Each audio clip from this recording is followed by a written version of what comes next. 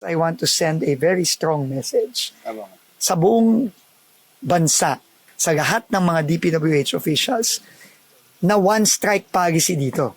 Pagka may nag-report, tanggal sila, relief sila, imbestigahan sila. Kapag napatunayan yan na talagang may ginagawa silang kalokohan, hindi lang sila tanggal, kakasuhan sila. Nasampulan ng one-strike policy ni Department of Public Works and Highway Secretary Vince Dizon ang tatlong opisyal ng DPWH Pampanga 2nd District Engineering Office. Nakakuha tayo ng report a few days ago na merong mga tao na DPWH officials sa District 2, hindi dito, sa District 2 District Engineering Office na nangingikil at humihingi ng porsyento up to 8% sa mga kontrata ng DPWH. Si Ranilo Magtoto, Chief ng Maintenance, District 2. Arnold Domingo, Engineer 3, Construction Section,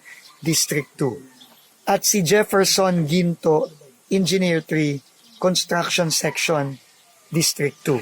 I'm announcing today that effective now, they are relieved and suspended